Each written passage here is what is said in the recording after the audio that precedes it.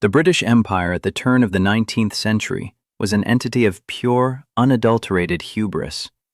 They believed that with enough steel, enough coal, and enough Victorian grit, they could bend the very earth to their will. In 1898, that will was manifested in the Uganda Railway. They called it the Iron Snake. It was a staggering 600-mile artery of commerce meant to link the Indian Ocean to the Great Lakes of Africa. But to build a railway, you must first survive the land. And no part of the land was more cursed than the Tsavo River. Tsavo. In the local Akamba language, the word doesn't mean river or valley. It means place of slaughter. When Lieutenant Colonel John Henry Patterson arrived in March of 1898, he didn't believe in curses. He was an Irishman, an engineer, and a soldier.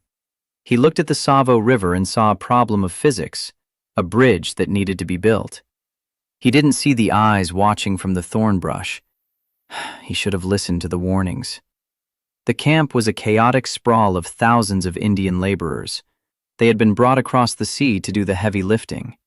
They lived in bomas, temporary shelters protected by fences of acacia thorns. They thought the thorns would keep the wild at bay. Then came the night of the first disappearance. It wasn't a roar that woke the camp. It was a scream that ended before it truly began. Ungan Singh, a powerful Sikh jemadar, was dragged directly out of his tent. A lion had reached in, grabbed him by the throat, and pulled him through the canvas. The next morning, Patterson found what was left. Just a head, and a few fragments of bone polished clean by teeth that knew exactly how to peel marrow from a human frame.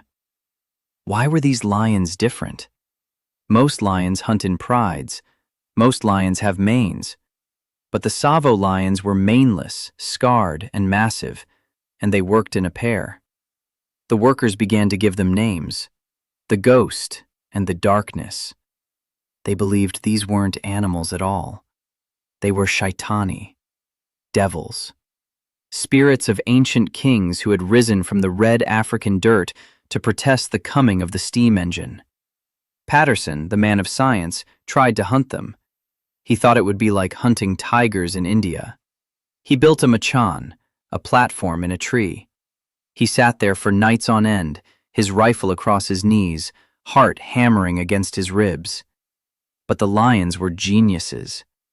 If Patterson sat in a tree at the east camp, the lions struck the west camp. If he moved to the west, they struck the north. "How do they know?" the workers would cry out in the morning. "They can smell our thoughts!" One night, the lions breached the hospital tent. Imagine being a patient, trapped in a cot with malaria, unable to run. You hear the heavy, rhythmic breathing of a 400-pound predator just inches away through the fabric. You hear the snip, snip, snip of claws catching on the tent flap. The lions didn't just kill to eat. They killed for sport. They would kill 3, 4, 5 men in a night, eating only one and leaving the others mangled in the dirt. This wasn't hunger. This was a war of extermination. By December, the Iron Snake had ground to a halt. The British Empire was being defeated by 2 cats. Hundreds of workers reached their breaking point. They didn't care about their wages. They didn't care about the empire. They threw themselves onto departing trains, clinging to the roofs, the windows, the coal cars, anything to get away from Tsavo. "We will not work for a man who cannot protect us from devils," they shouted at Patterson. Patterson was nearly alone. The bridge was unfinished. His reputation was in tatters. He realized that if he didn't kill the lions would eventually kill him. He was no longer the hunter.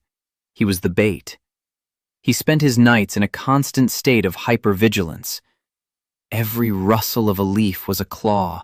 Every shift in the wind was the scent of a predator. Then came the night of December 9th. Patterson was on a flimsy wooden scaffolding. He heard the sound of a dry twig snapping. Snap. He peered into the darkness. There, in the moonlight, he saw a shape. It was the first lion. It wasn't sneaking. It was marching toward him with the confidence of a king. Bang! Patterson fired. The lion roared, a sound so loud it felt like it would shatter the bones in Patterson's ears. The beast disappeared into the brush. Patterson didn't sleep. He waited for dawn. When the sun rose, he followed the trail of blood. There, crumpled in the thicket, lay the first devil. But the celebration was short-lived. Because as Patterson stood over the body of the ghost, he heard a long, low growl from the deep brush. The darkness was still alive, and it wanted revenge. The second line became a phantom. It stalked Patterson specifically.